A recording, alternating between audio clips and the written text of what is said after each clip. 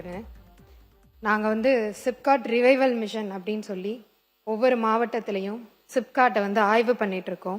அதே மாதிரி பெருந்துறையில் 26/5/2026 அன்று மாண்புமிகு சட்டமன்ற உறுப்பினர் அவர்களும் நானும் சேர்ந்து அங்கே ஒரு ஆய்வு நடத்தினோம். அவர் சொன்ன மாதிரியான எந்த விதமான பெரிய மாற்றங்கள் எதுவும் நான் பார்க்கவே இல்லை. ஏன் அப்படின்னா சொல்லிடுறேன் பேசி முடிச்சிட. அதுக்கப்புறம் தொழில் பூங்கா வந்து 1097.86 ஏக்கரில் வந்து ஆரம்பிச்சிருக்காங்க. பல வருடங்கள் ஆயிருக்கு.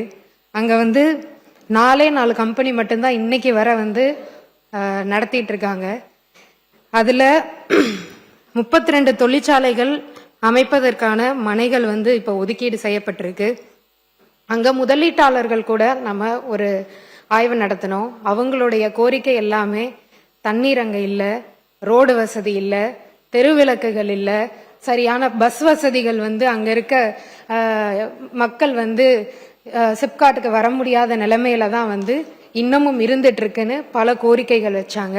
அதுக்கேற்ற மாதிரி ஆய்வு நடத்தின உடனேயே நீர் வழங்குறதுக்காக 1/6/2026 காவிரி நீர் வழங்கல் திட்டத்தின் மூலமா நம்ம வந்து சோதனை ஓட்டம் செஞ்சு அதுல கண்டறியப்பட்ட குறைகள்லாம் திருத்தி 7/6/2026 நிலம் ஒதுக்கீடு செய்யப்பட்ட அனைவருக்கும் நீர் வழங்கியிருக்கும். இதுல 2வது முறையா TNPL மூலமா நீர் வழங்குதல் திட்டமும் செயல்படுத்தப்பட்டிருக்கு. இதுல சாலை வசதி அங்க இருக்க 2 முதலீட்டாளர்கள் வந்து கேட்டிருந்தாங்க. சாலை வசதிக்கான டெண்டர் வந்து 6/7/2026 அன்று ஒதுக்கீடு செய்யப்பட்டு நாளைக்கு அது வந்து ரிலீஸ் செய்யப்படுது. இதன் மூலமா அங்க இருக்க சாலை வசதிகளும் செய்யப்படுது. இது மட்டும் இல்லாம அங்க இருக்க தெருவிளக்குகளும் இதே ஒதுக்கீட்டுல வந்து செய்ய போறோம். பேரவையின் அனுமதியுடன் அலுவல் நேரம் நீட்டிக்கப்படுகிறது. மாண்புமிகு அமைச்சர் பேசலாம்.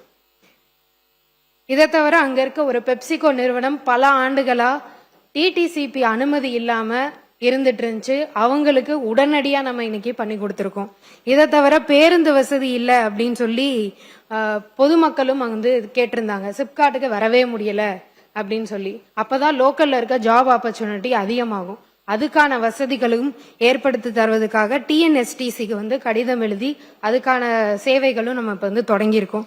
இதை தவிர அங்க இருக்க அங்க வந்து CCTV கேமராவே கிடையாது. அதுக்கான வசதிகளும் வந்து ஏற்படுத்தியிருக்கோம். இதை விட என்ன இதுன்னு பாத்தீங்கன்னா அங்க துணை மின் நிலையமே கிடையாது.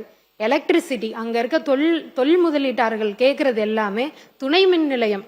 அதாவது எலக்ட்ரிசிட்டி இல்லாம எப்படி ஒரு தொழில் வந்து நம்ம ஆரம்பிக்க முடியும்? அதுக்காக தொழிற்சாலைகள் எதிர்கால மின் தேவையை கருதி 110 கிலோவாட் துணை மின் நிலையம் அமைப்பதற்கு தேவையான நிலம் அடையாளம் வந்து கணக்கெடுக்கப்பட்டு இப்போ அதுக்கான தான பத்திரமும் நம்ம பதிவு செய்யப்பட்டிருக்கு. இத்தனை குறைகளும் இருக்கிற ஒரு சிப்காட் அது. மணப்பாறை. இது வந்து இங்க மட்டும் கிடையாது, பல இடத்துல சிப்காட் இதே நிலைமையில தான் இருக்கு. போய் பாத்தீங்கன்னா பொட்டல் காடா தான் இருக்கு. நிலம் மட்டும் வாங்கி ஒதுக்கீடு வச்சிருக்காங்க. ஆனா இங்க தொழில்கள் எதுவுமே இன்னும் வரவே இல்லை. இங்க இருக்க சட்டமன்ற உறுப்பினர், நம்ம தர்மபுரியில இருக்கிற சட்டமன்ற உறுப்பினர் அவர்களே வந்து அதை வந்து ஏத்துப்பாங்க. அப்படிப்பட்ட நிலைமை இருக்கு. அதையெல்லாம் மாற்றி முதல் ஆய்வு பண்ணோம். அதுக்கான டெண்டர்களையும் விட்டு அதுக்கான வசதிகளையும் இப்போ நம்ம மாண்புமிகு முதலமைச்சர் அவர்கள் மூலமா பண்ணிட்டு இருக்கோம். மாண்புமிகு உறுப்பினர் தமீமின் அன்சாரி அவர்கள் இது போதும். இப்போ இது இந்த விளக்கமே இல்ல. நீங்க இல்லைங்க, என்ன செய்திகள் என்று நீங்கள் சொன்னீர்கள், என்ன நடக்கவில்லை என்று அவர் சொல்லிவிட்டது போதும். அடுத்து மான் உறுப்பினர் தமீமின் அன்சாரி உட்காருங்க. மான் உறுப்பினர் உட்காருங்க. மான் உறுப்பினர் தமீமின் அன்சாரி பேசுங்க. போதும் பேசுங்க. குடிதண்ணீர் வந்து நம்முடைய இண்டஸ்ட்ரீஸ் மினிஸ்டர் சொன்னாங்க, குடிதண்ணீர் நாங்க கொண்டு வந்து கொடுத்துட்டோம்னு சொன்னாங்க. கிட்டத்தட்ட ஒரு 90 நாளையில அவ்வளவு பெரிய திட்டத்தை நிறைவேற்றக்கூடிய நல்ல அமைச்சர் தான். ஏன்னா நாங்க ஏற்பாடு செய்யாம அந்த குடிதண்ணீர் நீங்க 90 நாள் நாங்க கொண்டு வந்திருக்க முடியாது. இன்னும் பொன்னண்ணையாரை பத்தி நம்முடைய அமைச்சர் சட்டமன்ற உறுப்பினர் சொன்னார். பொன்னண்ணையார் டேம் உருவாக்குனதே கலைஞர்.